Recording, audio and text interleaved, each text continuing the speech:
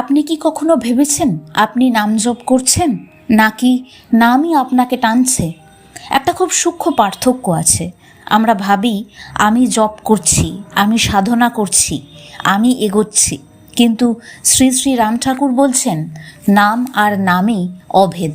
অর্থাৎ আপনি যে নাম নিচ্ছেন সেটা কোনো শব্দ নয়, সেটাই স্বয়ং ঈশ্বর। তাহলে প্রশ্ন, যখন আপনি নাম নিচ্ছেন তখন কে কাকে ডাকছে? আপনিই কি ঈশ্বরকে ডাকছেন নাকি ঈশ্বর নিজেই আপনাকে নিজের দিকে টানছেন? গীতায় ভগবান শ্রীকৃষ্ণ বলেছেন, আমি সকলের হৃদয়ে অবস্থান করি। অর্থাৎ যাকে আপনি বাইরে খুঁজছেন তিনি আপনার ভেতরেই আছেন। তাহলে নাম জপ মানে কি? ভেতরের সেই উপস্থিতিকে জাগিয়ে তোলা। কিন্তু সমস্যা কোথায়? মন।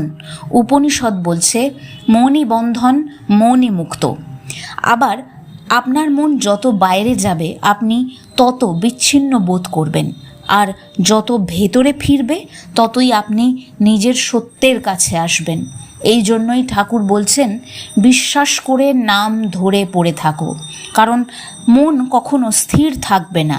প্রারব্ধ আপনাকে টানবে, পরিস্থিতি আপনাকে নাড়াবে। প্রারব্ধ মানে যা আপনার জীবনে আসবেই, যা এড়ানো যাবে না। আপনি কোন পরিবারে জন্মালেন, কী পরিস্থিতি এলো, কোন মানুষ আপনার জীবনে ঢুকলো, সবই প্রারব্ধের অংশ।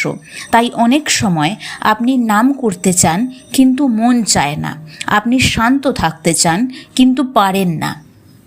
এটাই প্রারব্ধের টান। কিন্তু এখানেই রাম ঠাকুরের পথ আলাদা। তিনি বলেননি মনকে জোর করে নিয়ন্ত্রণ করো, কঠিন তপস্যা করো।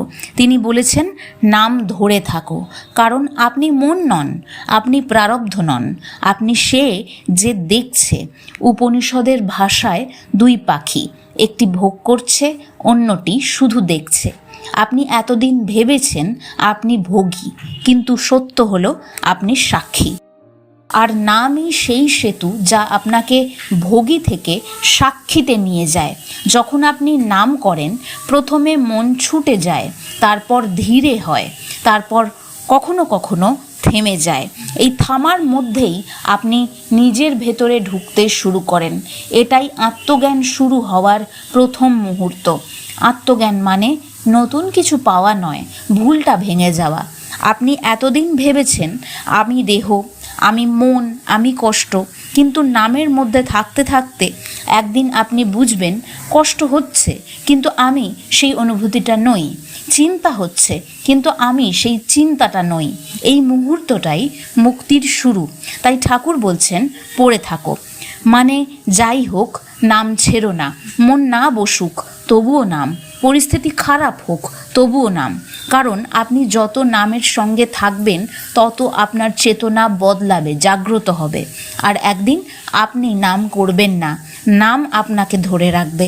তখন প্রারব্ধ চলবে, জীবন চলবে, সুখ দুঃখ আসবে, কিন্তু আপনি আর আগের মতো ভাঙবেন না, কারণ আপনি ভেতরে স্থির হয়ে গেছেন। গীতায় এটাকেই বলা হয়েছে স্থিতপ্রজ্ঞ। শেষে একটা প্রশ্ন, আপনি কি শুধু প্রারব্ধ ভোগ করে যাবেন নাকি সেই ভোগের মধ্যেই নিজের সত্যকে চিনবেন? পথ খুব কঠিন নয়, শুধু নাম, শুধু বিশ্বাস, শুধু ধৈর্য। কারণ নাম আর নামই এক।